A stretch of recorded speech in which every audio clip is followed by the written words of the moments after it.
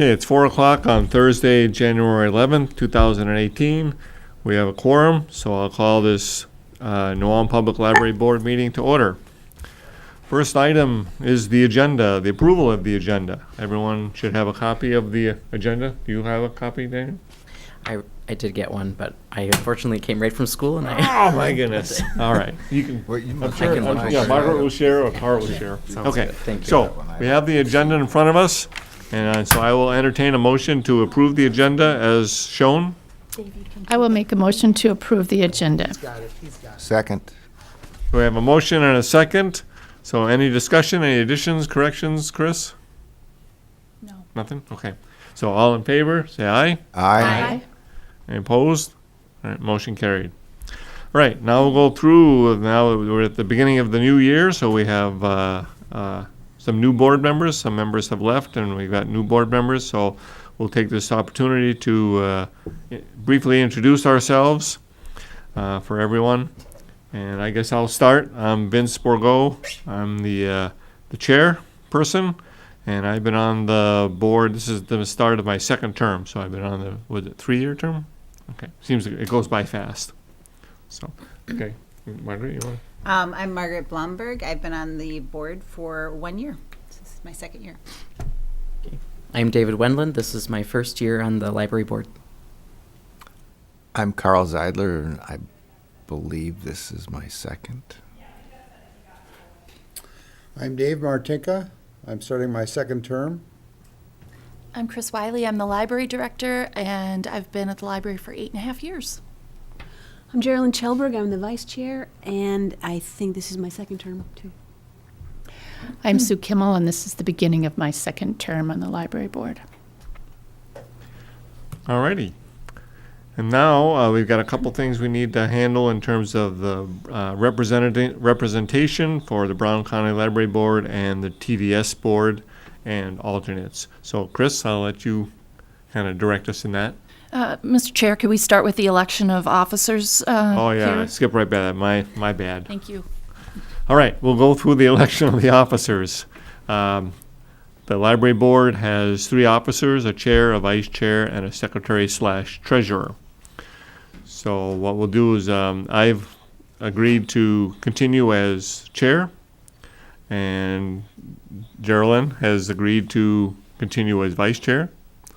And so we're looking for the position of secretary/treasurer.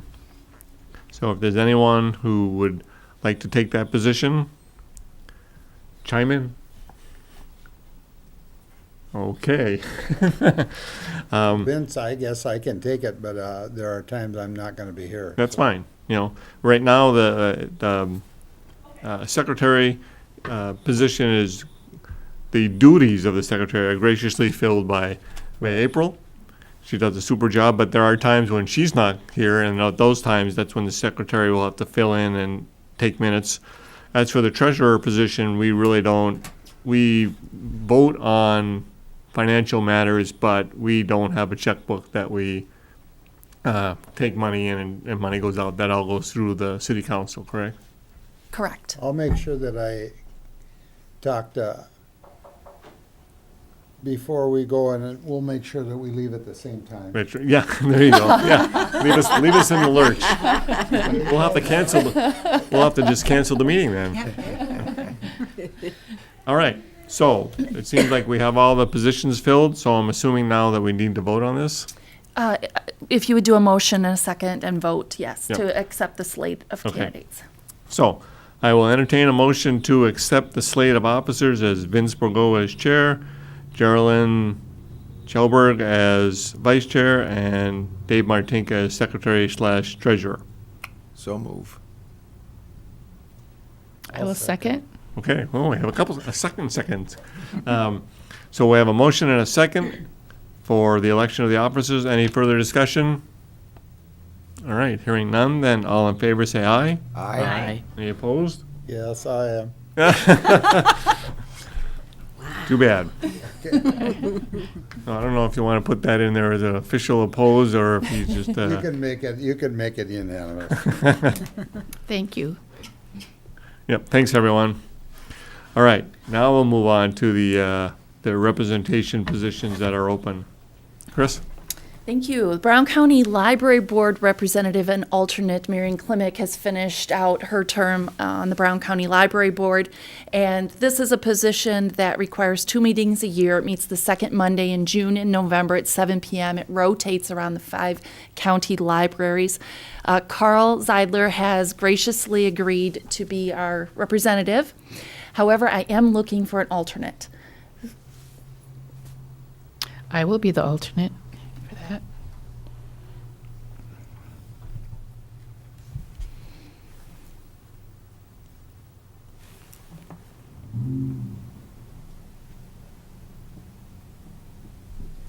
So do we need to vote on that too then? Okay. So I will entertain a motion for the position of Brown County Library Board Representative and alternate, with Carl Zeidler being the representative and Sue Kimmel being the alternate. I so move. I second. I have a motion and a second. Any further discussion? All right, hearing none, then all in favor say aye. Any opposed? Okay, motion carried. Now we'll move on to the TDS Board representation. Thank you. Our own Holly Postel has agreed to serve through the end of this year as our TDS board representative, which they meet every month, the third Thursday at 9 a.m. at TDS headquarters in Mankato. In looking for an alternate, I did request from the other 4 library directors to ask their boards. There is someone who from Springfield who possibly will be the alternate, so I think we can skip that part of it and just accept Holly as the TDS board rep for the county. Okay, but since she's still currently in her term, we don't really need to vote on that then, do we? Or We do, Okay. yes, just for our housekeeping. Okay. Yes, please. no problem. So what we'll do is I'll entertain a motion to have Holly Postel continue her term as the TDS board representative. I so move. I second.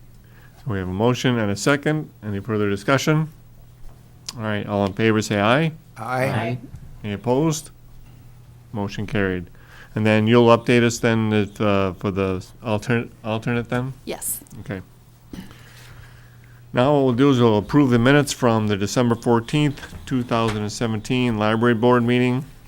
The minutes were sent out. Hopefully everyone's had a chance to read them. So I will entertain a motion to accept or approve the minutes from the December 14th, 2017 Library Board meeting. I will make a motion to accept the minutes. I'll second. Okay, I have a motion and a second. Any discussion? Any corrections? All right. And if not, all in favor say aye. Aye. Any opposed? Right. Motion carried. Thanks for joining us. Just want you to let you know that you've been elected as the chair. We took care of that. We figured you were doing this as purposely so you wouldn't get elected. That's what you get for showing up late. So you're the chair, vice chair, and the secretary. All right, now we'll move on to the librarian's report. Nope, December 2017 financial report. I'm just zipping down this thing. Chris? Thank you. That begins on page 6. We're still looking at 2017. So when I completed this report, we were 98.9% through the year, and our budget was about 91.2% expended.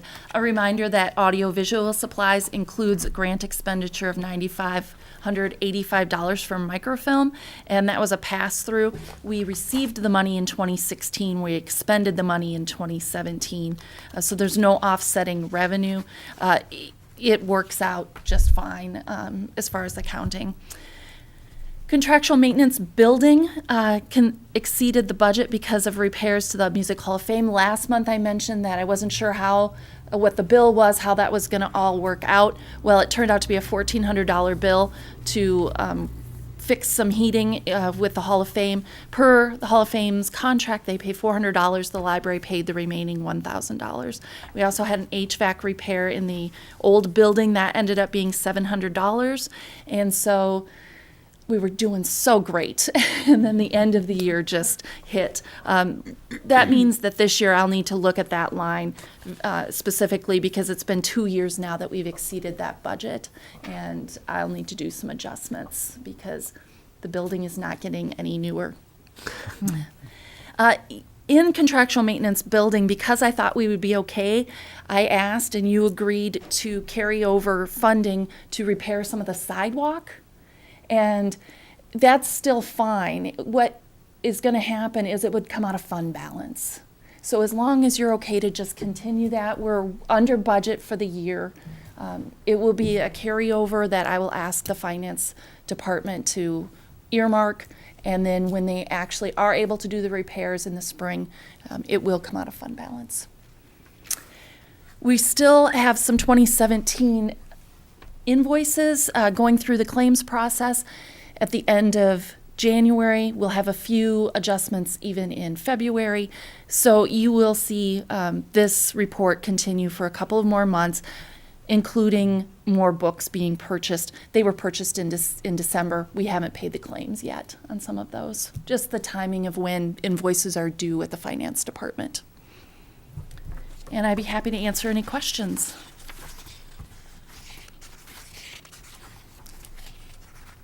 Thank you. All right. Now we'll move on to the librarian's report, starting with the library department activities report and statistics. Chris? Thank you.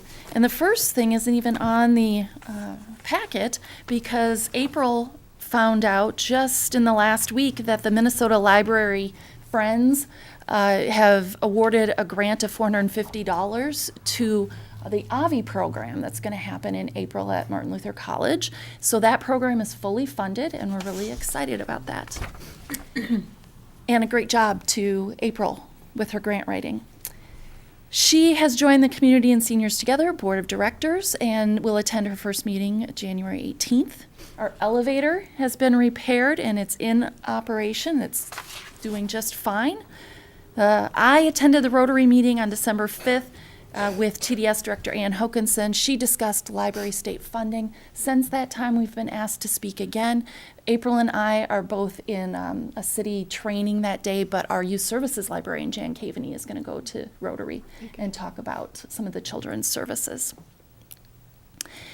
I've been working with the fire department, as you know, on these historical photos and objects, and I presented some information at the fire department's annual Christmas party December 9th. We just closed out the grant with the Minnesota Historical Society.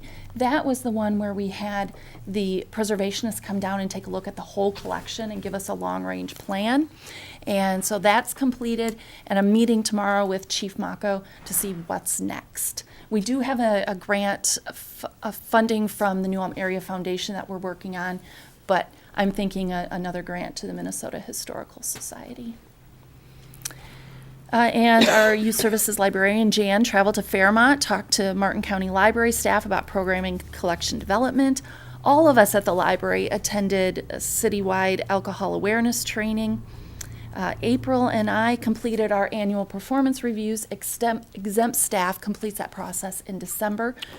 We just received the paperwork for the non-exempt staff, so that's everybody else at the library, and they're doing their self-evaluations at this time.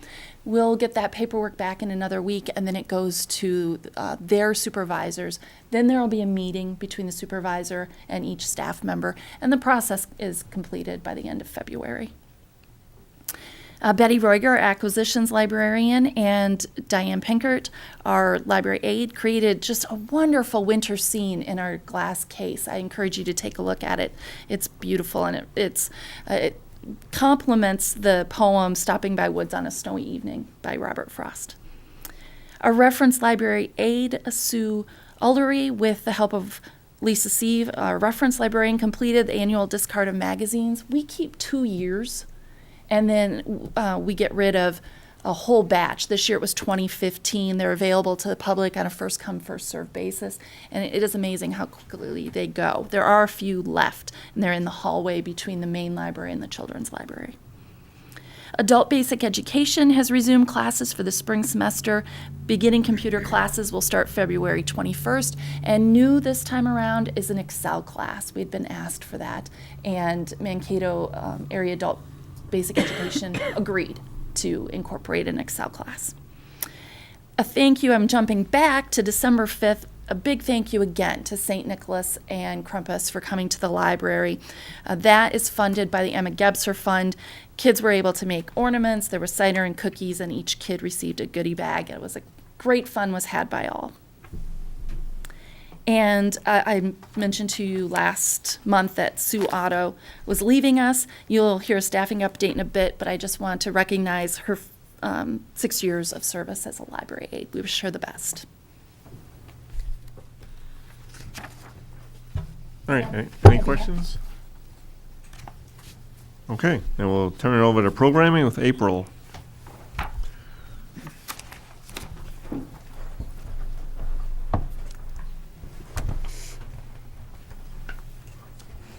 Hi, I'm April Eide. I'm the Assistant Library Director, and I do our adult programming at the library as well as manage our staff at our service center.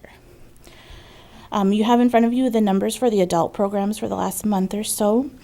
And then in upcoming adult programs, we have the Life Living series starting next Monday, January 15th. The theme this year is the Challenge of Children. So we have 3 speakers coming. We'll be kicking it off on the 15th with Kirsten Cron Mills. She'll be speaking about her book, Beautiful Music for Ugly Children. And then on January 22nd, also Monday at 7 p.m., we have Toni Shuda, and she'll be speaking on raising kind-hearted children in a selfie culture. She's a parenting coach and licensed psychologist. And then on Monday, January 29th, to conclude the series, we have Tom Rademacher, and he was the 2014 Minnesota Teacher of the Year, and he'll be talking about his book, It Won't Be Easy, an exceedingly honest and slightly unprofessional love letter to teaching. So we're really excited about that series, and we want to thank the United Way and New Ulm Medical Center and New Ulm Community Education for their partnership with those programs. On Tuesday, January 16th at 6:30 p.m., we have Dave Martinka, our own Dave Martinka from our library board here, speaking on the election of 1860, so please join us for that. On January 17th, our needlework group is meeting again. They had a great first meeting 2 weeks ago. They had 14 people attend, so we hope that group will grow. That's a good showing for their first meeting. And then also on Wednesday, April 17th at 2 p.m., the art group will start up again, and that will continue weekly through May 16th. On January 23rd at 6:30 p.m., we have Growing Greens in a Winter Greenhouse. Brooke and Isley of Alternate Roots Farm will be presenting on Growing Greens in a Winter Greenhouse. And this is a partnership for us with New Ulm Community Market and Co-op and New Ulm Medical Center again. So thank you for their help with those programs. And then on Wednesday, January 31st at 8:30 a.m., we'll be doing Introduction to Library Edition, and Chris will be leading that class. Basic computer skills are necessary, but we provide the computers. You can come and learn about the Ancestry Library Edition tool that we have.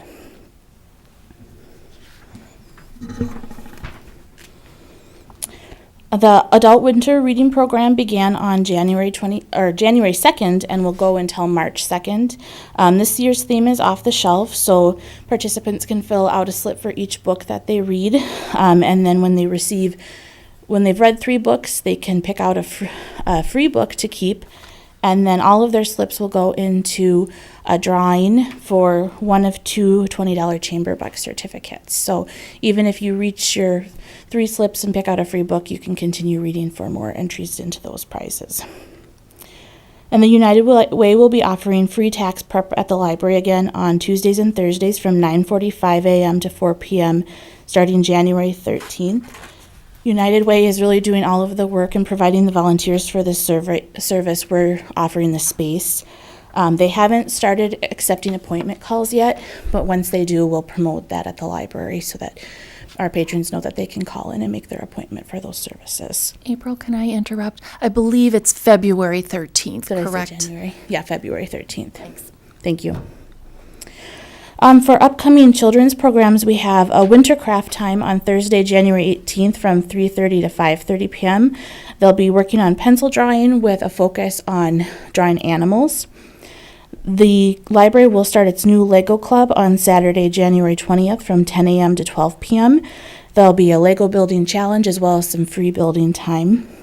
We've received several donations of Legos to help support this club, and we really appreciate those individuals who have donated those Legos. We will continue to accept donations to provide a lot of Legos for our patrons to build with, and we can accept Lego brand Legos or Duplos, which are the ones for the younger kids. And then we also are starting a Read a Latte book group for New Ulm High School students that will meet in their common area starting Thursday, February 1st at 3:15 p.m. And our library staff will be over there along with Angela Hoke, their media specialist, and their first discussion will be focusing on books that we love. They'll be meeting 3 times total before the end of the school year, and the meetings will go about 45 minutes each. And the upcoming themes for that will be graphic novels and favorite book series as well. Are there any questions on programming? All right, thank you. All right, thanks. April, before you go, would you talk about the becoming the American? Oh, sure. Oh, are we going to talk about that later, aren't we? With the resolutions. Thank you. Yep. I wrote that down and then I forgot. All right, so now we'll move to the staffing update regarding the library aide. Chris? The library aide position has been posted internally, and since the agenda was sent out, we've had a library page resign, Jordan Reinhardt, so that has been posted internally as well. The goal is to advertise for those externally if there are no internal candidates at the same time.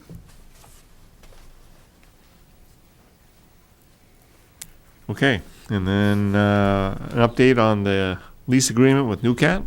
Chris? Thank you. The Cable Advisory Commission approved the lease agreement, and so it was signed by NewCat coordinator and the city manager, and it went into effect January 1st. All right. And then the article on library fines. And that, I think, is included in here, isn't it? It is included in here, and it was just something that I came across that I found interesting. I think it's no secret that my position on fines is to not have them at the library. And I thought that the library director at New York Public Library did a nice job of articulating some of the reasons to consider not having fines at the library. We have generated about $8,000 in 2017 on library fines. And so it was just food for thought to continue the conversation when budget time comes up in May and June. If we were gonna move that way, you know, in reading the article, they're talking about mostly, I don't know that it affects us the same way. There's mostly minorities, homeless. I know we have that same thing, but then they allude to the end that they've got to make up for the revenue.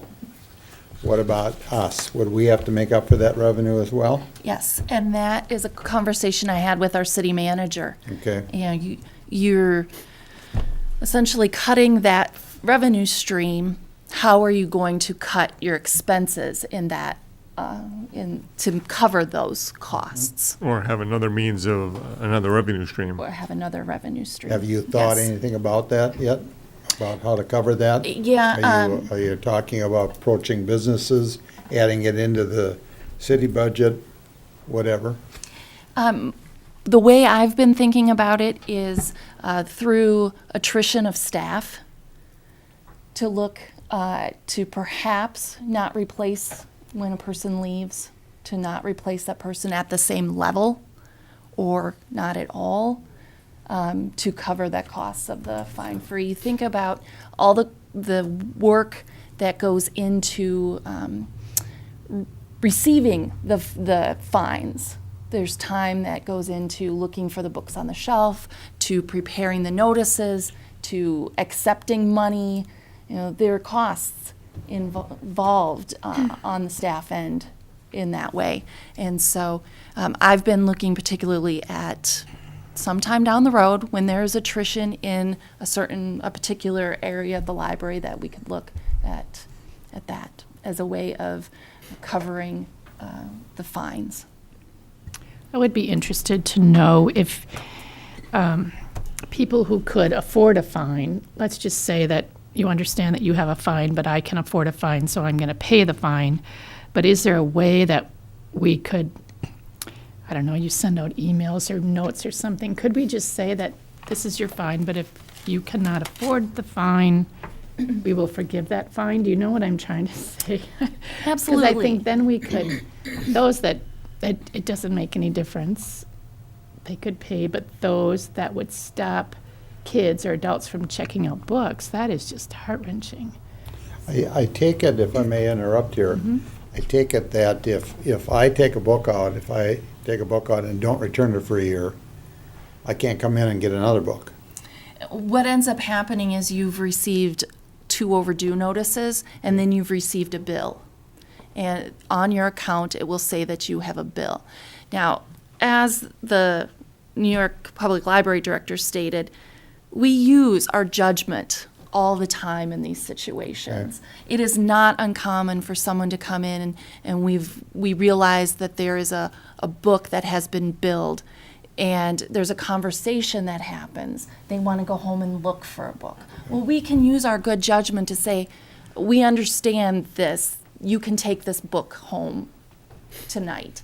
Go look, come back, let's work this out. We do that on a routine basis. Okay. And we would, if And I that take it happened with you. I take it a lot of times people will go home and look at it a little bit, oops, and bring it back in. Yes, and when that happens, instead of the replacement cost, it's a $3 maximum fine. But the article does Per book. the article does also mention, they have the amnesty periods where they would eradicate all debts, whether you know, and then they would wipe the slate clean, so then you can get back on to borrowing books and stuff like that too. So, Yeah. but yeah, this sounds like a discussion that we would need to have at another time when we're gonna actually go forward with maybe proposing that. And there are arguments on the other side, and I will share one of those as well, because there are very valid arguments or very reasonable arguments for continuing to have library fines. This is a decision that you as a board would make. I can simply recommend and state my position. Okay.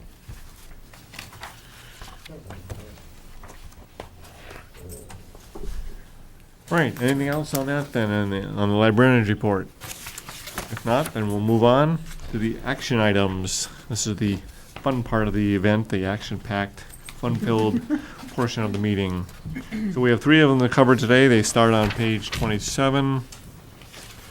The first one being resolution number 2018-01, first reading and adoption, approving October 1st, 2017 through December 31st, 2017 donations and memorials. The attached list describes donations received by the library between October 1st, 2017 and December 31st, 2017. So the Library Board of the New Ulm Public Library accepts these donations with gratitude to the donors, and then it talks about the vote. So then the list indicates what was donated, when it was donated, whether it was cash or books or other. And then the following page has the totals on there, and then it indicates a breakdown of the cash donations, memorials, and grants by the fund. So I will entertain a motion to approve the donations and memorials from October 1st, 2017 through December 31st, 2017. Second? I have a motion and a second. Any discussion? Yeah, just a quick question there. As far as you know, Chris, have you ever turned down a request? Or has a request ever been turned down? Of someone wanting to give money for whatever reason? No, not in my time. And I'm not aware of before my time either that we did not accept cash for a particular purpose. Yeah, I tried thinking about that today and couldn't come up with a reason why you would ever, but, We get materials, and sometimes with materials, they don't end up in our collection. They may end up in the book sale. They may not be on the shelves, but. So we would still accept them as part of the donations, Yes. but then it may not be utilized in the fashion in which the people thought they they go to might. that friend sale then? Well, right now, this time of the year, they actually go on our current sale table. Okay, And then at a certain point, May, June, July, somewhere in there, we stop putting those out and we start collecting them in the basement for the friend sale. We simply don't have storage space to keep a You bet. year's worth of books. Any further discussion? All right, then, not hearing any, then all in favor say aye. Aye. Any opposed? Motion carried. Okay, the next resolution is on page 30. It's resolution number 2018-02, first reading and adoption, approving support for the MLA/item or ITEM platform for the 2018 Minnesota legislative session. Every year, the Minnesota Library Association, MLA, and the Information and Technology Educators of Minnesota, ITEM, develop a platform for the state legislative session.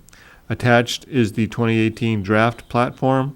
The platform will be finalized shortly before Library Legislative Day on March 6, 2018, and will have as many specifics such as bill numbers and dollar amounts as possible.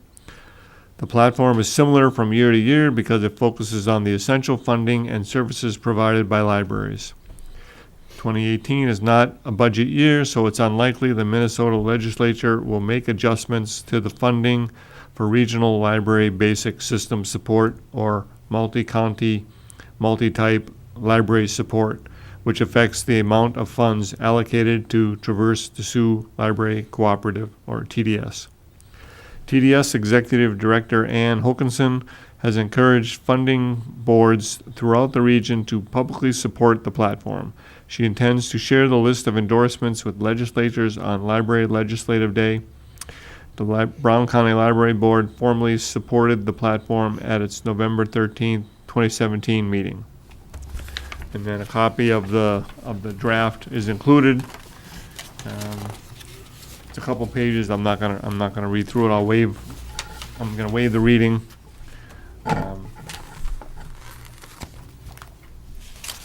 So then I will entertain a motion to approve support for the MLA/ITEM platform for the 2018 Minnesota legislative session. So moved. Second? I have a motion and a second. Now, is there any discussion regarding this? Anybody need or want more information regarding it? All right, not hearing any, then all in favor say aye. aye? Any opposed? All right, motion carried. Final resolution for today is resolution number 2018-03, first reading and adoption, accepting Becoming American Program grant. The library was awarded a grant for the project Becoming American, a documentary film and discussion series on our immigration experience, a 6-week public program featuring documentary film screenings and scholar-led discussions. Historian Dan Hoisington has agreed to be the scholar moderator for the program series, and the Brown County Historical Society and Grand Center for Arts and Culture have agreed to support the program through promotion. The goal of the Becoming American program is to engage our patrons in exploring the history and impact of immigration on the United States and our community. The program aims to produce topics for discussion by screening documentary films that represent a selection of diverse immigration experiences from both the past and the present. The Becoming American series is created by City Lore, a cultural center for the arts and humanities based in New York City, and funded by the National Endowment for the Humanities. As part of the grant, New Ulm Public Library will receive public performance rights to show the documentary films and a cash award of $1,300 for project expenses. So I will accept the motion to accept the Becoming American program grant. So move. I'll second. I have a motion and a second. Any further discussion? Yeah, I was so excited. I have this in 3 different places on the agenda because I was so excited that we received this. Only about 24 libraries in the country were awarded this grant. So it's kudos to April. She did a lot of hard work pulling it together and getting these partners, and I'm really excited about it. Does the $1,300 cover the entire expense for the project? I'm going to let April go up and, yes, if you would, April.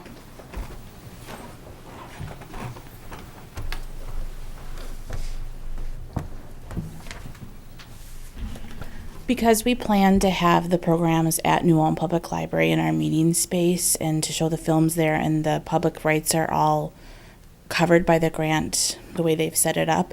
The only real expense we would have would be for any additional speakers we want to bring in as part of the program, and any costs of the historian moderator, which would be Dan Hoisington. So we anticipate that her $1,300 is going to go primarily towards covering speaker costs. If you got a request, let's say from Springfield, that they wanted to reshow it, can you do that?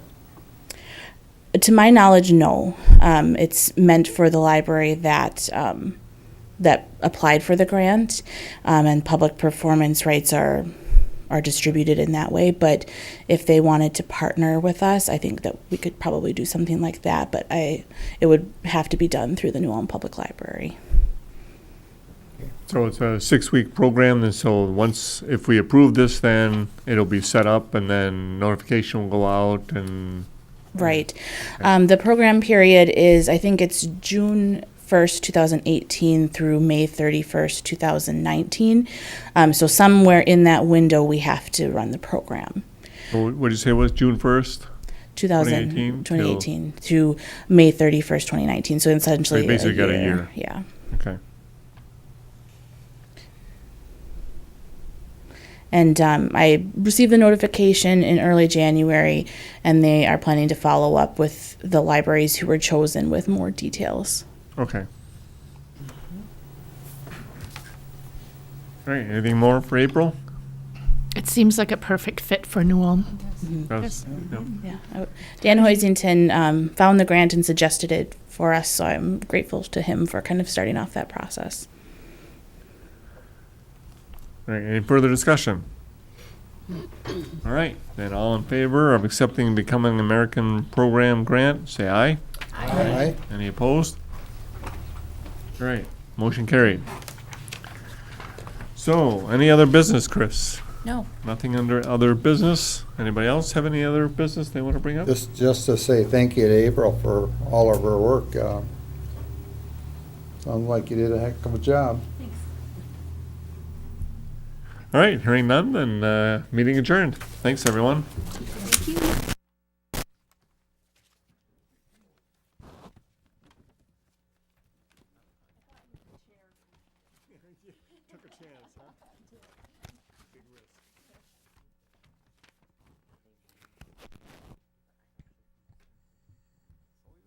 Say, Chris, so whatever was the decision on the bell that,